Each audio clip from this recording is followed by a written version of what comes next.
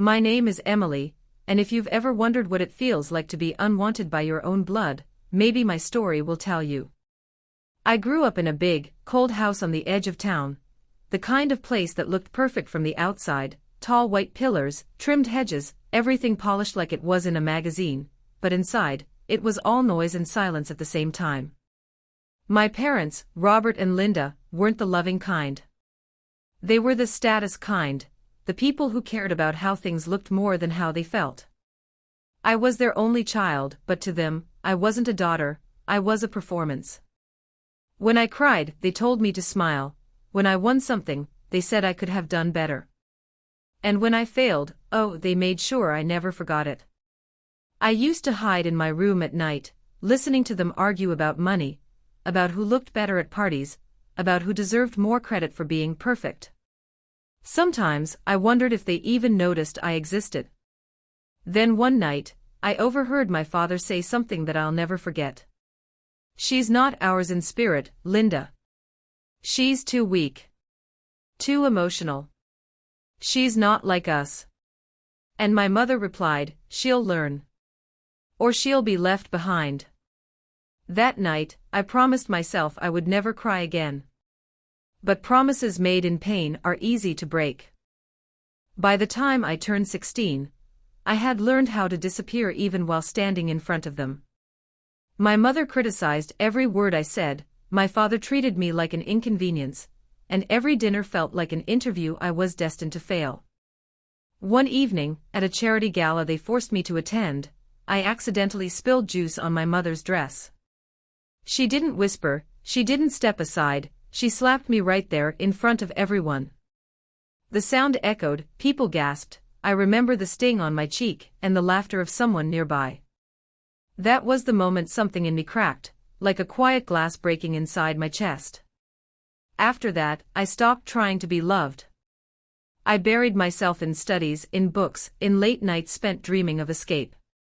College was supposed to be my freedom, my chance to start over. But when acceptance letters arrived, my parents told me something that froze my blood. "You're not going anywhere," my father said. "We're not wasting money on your little fantasy." I begged them, I offered to work to take loans, but my mother just smiled coldly and said, "We need that money for the business. You'll stay here. Be useful." That night, I packed a bag anyway. And as I crept down the stairs, I heard their laughter from the living room. They were celebrating something, and for a moment, I thought maybe they were just drunk.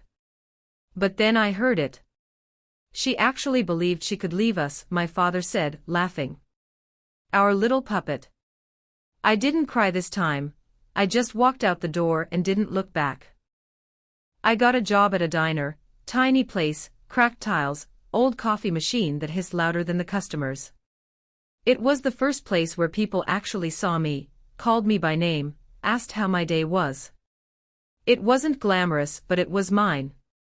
I rented a room above the diner, small, warm, full of light. For the first time, I woke up without fear. But freedom came with a cost. My parents froze my bank account, cut off my phone, told relatives I'd run away with bad company. They destroyed my reputation just to keep their own clean. Months passed. Then one day, I saw my mother's name on the diner's TV screen, some big real estate scandal. My parents' company was collapsing. I didn't smile, I didn't celebrate. But deep down, something in me whispered, karma never forgets. A few days later, she called. "Emily," she said, her voice trembling for the first time in years. "We need your help. Your father is sick. We might lose everything." For a moment, I almost believed her. But then she added, "Come home and fix this. It's your responsibility." And that's when I realized, they hadn't changed. They just needed another puppet. I returned, not for them, but for closure. The house looked smaller now, the white paint cracked, the flowers dead, the windows dull. My father sat in a wheelchair, thinner, quieter, but his eyes still sharp. He smiled faintly. "So you came crawling back. I didn't answer. My mother, on the other hand, hugged me, too tightly, too suddenly. "We've missed you," she lied. They said they needed me to manage legal paperwork, debts, documents I didn't understand. I did it all, silently, efficiently, pretending to care. But every night, I kept notes, every lie, every missing dollar, every document they forged. I was building something they couldn't see coming. It started small, whispers, hints, copies of files sent to the right people. I learned the truth: they'd been laundering money, hiding assets under my name, making me the scapegoat. If I hadn't come back, I'd have gone to jail for their crimes. That realization was the last nail in whatever love I had left for them. I didn't confront them right away. No, I smiled, played the obedient daughter, waited as the storm built behind the curtain. There were nights when I almost pitied them. But then I remembered the little girl they broke, the one who begged for kindness and got silence instead. It all came crashing down on a cold Tuesday morning. Federal agents raided the house, my parents were caught mid-breakfast, my mother in disbelief, my father shouting my name. I watched from a distance, the house surrounded, the white pillars now symbols of everything fake. They tried to call me, of course, but I changed my number weeks ago. Their empire crumbled overnight. I should have felt triumphant, but I didn't. Because revenge doesn't heal, it just balances the scale for a moment. When I walked past the ruins of that house one last time, I whispered, "You made me strong, and I made you remember." Then I turned away, the silence finally mine to keep. After the raid, everything went quiet. Too quiet. For years I had dreamed of that moment, their downfall, their humiliation. But when it finally came, it didn't feel like victory. It felt like standing in the ashes of a house you once tried to save. I moved back to my tiny apartment above the diner. The same peeling wallpaper, the same hum of the old refrigerator, everything unchanged, except me. I couldn't sleep. Every time I closed my eyes, I saw their faces. My father shouting, my mother crying, their voices echoing through that broken house. And then the question that haunted me most: had I become them? People at the diner asked if I was okay. I said yes. But the truth was, I didn't even know what that meant anymore. A month later, a letter arrived, no return address, but I knew the handwriting. It was from my mother. She wrote about prison, about how my father blamed me for everything, how the world turned on them. Then, at the bottom, she added, "You've destroyed your own blood, Emily. I hope you're proud." I stared at that line for hours. It was cruel, manipulative, exactly like her, but it still hurt. Because no matter how much they'd done, some part of me still wanted them to be better people. That night, I went for a long walk. The city lights blurred through my tears, and I realized something: revenge doesn't erase pain, it just changes its shape. One morning at the diner, a customer came in, gray hair, tired eyes, kind smile. He looked at me like he knew me. "Emily," he asked softly. I froze. It was Mr. Harris, my old teacher, the only adult who ever treated me like I mattered. He told me he'd seen the news, that he knew what my parents had done. And then he said something I'll never forget: "You did what they deserved, but don't let it define you." Those words sank deep. Because I realized, for years, my parents defined who I was, even my revenge was about them. That day, I decided to live differently. To be free, truly free, for the first time. Healing isn't beautiful, it's messy. Some mornings I woke up angry, some nights I cried without knowing why. I started therapy, something my parents would have called weak. But it helped. It made me understand that what I wanted wasn't revenge, it was recognition, to be seen, to be heard, to be loved without conditions. I began volunteering at a youth center. Talking to kids who felt invisible, who reminded me of myself. Every time one of them smiled, I felt a piece of me heal. Slowly. Quietly. 2 years passed before I heard from them again. This time, it was a phone call from the prison nurse. My father was dying. For hours I sat staring at the wall, debating whether to go. Part of me wanted to ignore it, the other part, the one that still carried the child he broke, needed to see him one last time. When I finally went, he was frail, thin, his eyes distant. He looked at me and whispered, "You're just like your mother." I stood there in silence. And for once I didn't cry. I just said, "No, Dad. I'm nothing like either of you." He turned away, and that was the last thing he ever heard from me. After his death, I visited their old house one final time. It was abandoned, half-burned, empty. The air smelled of dust and regret.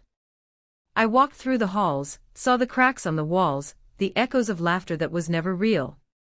I left a single photo on the broken table, me at 8 years old, smiling awkwardly between them.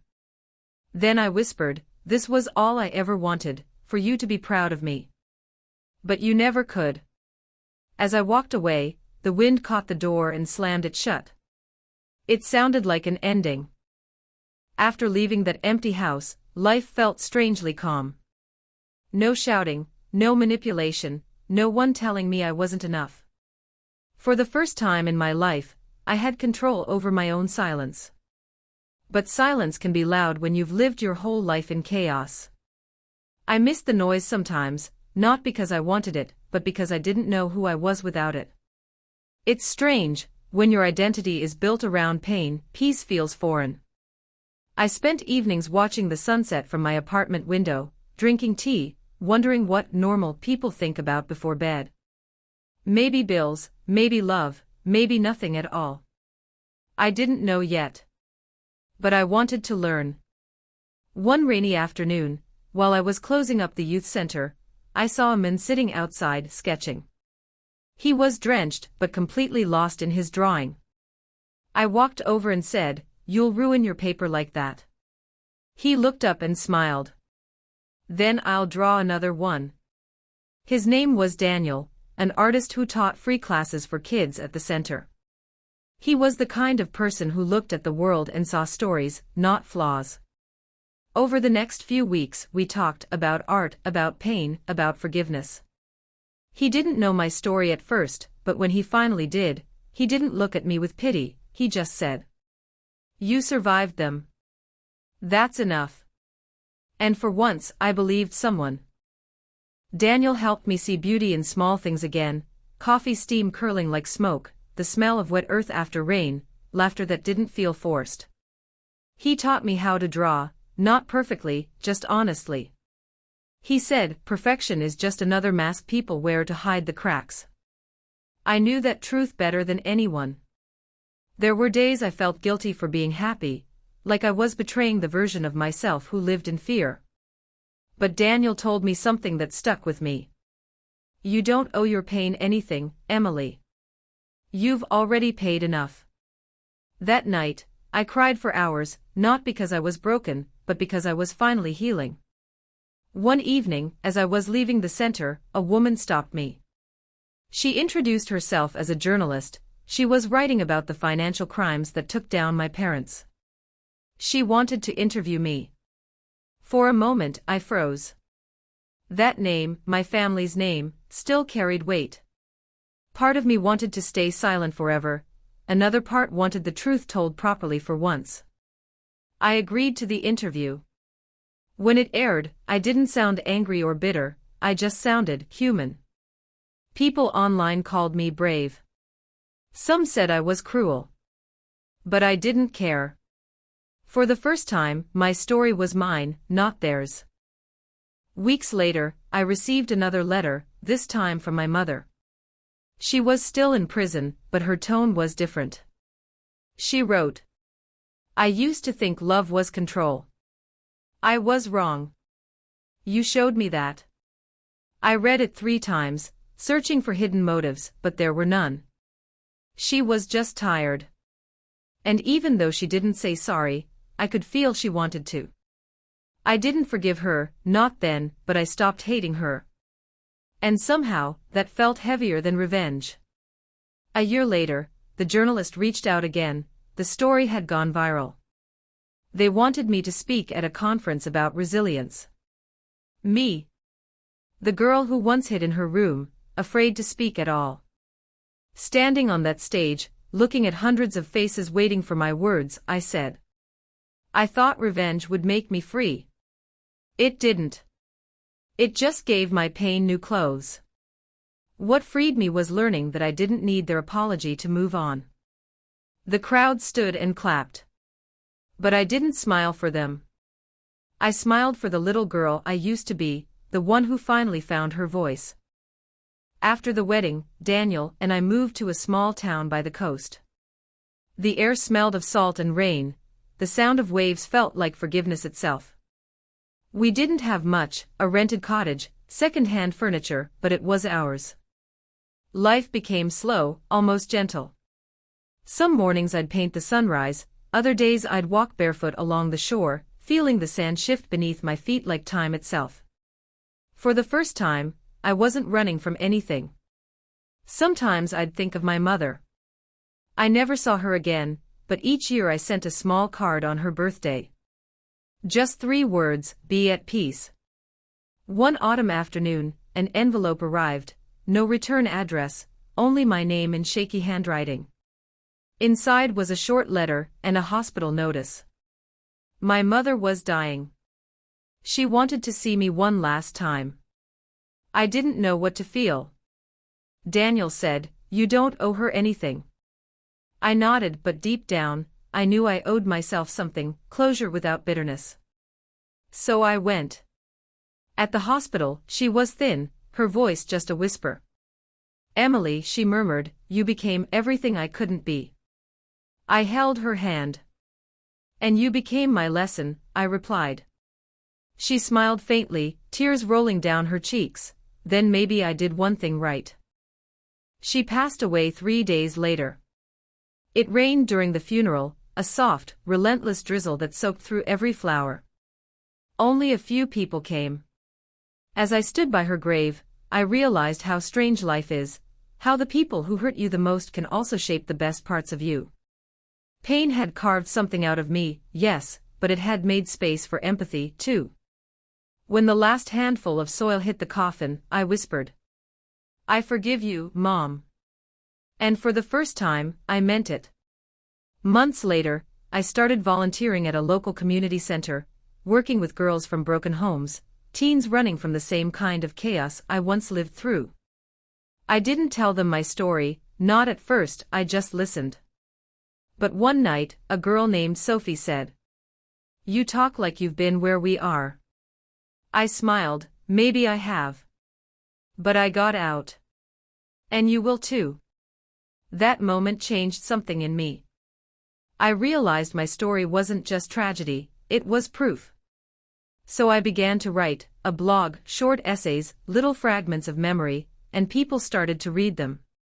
They saw themselves in my words, and in helping them, I found the last piece of my own healing. Years passed, and the blog turned into a manuscript. I titled it The Price of Silence. It wasn't revenge anymore, it was remembrance. Publishers said it was too raw, too dark, too real. But one small press took the chance. When the book finally came out, messages flooded in, people thanking me for writing what they never could say aloud. One letter stood out. It said, "Your story stopped me from ending mine. Thank you, Emily." I cried for hours that night, not out of sadness, but out of gratitude that my pain had found a purpose. I'm older now. The house is filled with laughter, Daniel's, our sons, the friends we've gathered over the years. Sometimes, when the world grows quiet, I still hear echoes of the girl I used to be, scared, small, unseen. But now I whisper back, "You made it." Every scar tells a story, and mine tells of survival. I no longer chase revenge, I teach compassion. I no longer dwell in silence, I live in peace. In the evenings, I sit by the same ocean where it all began, and I write one more line in my journal. Forgiveness isn't about them. It's the final gift we give ourselves. The tide rolls in, the sun sets red and gold, and I know, this is what freedom feels like.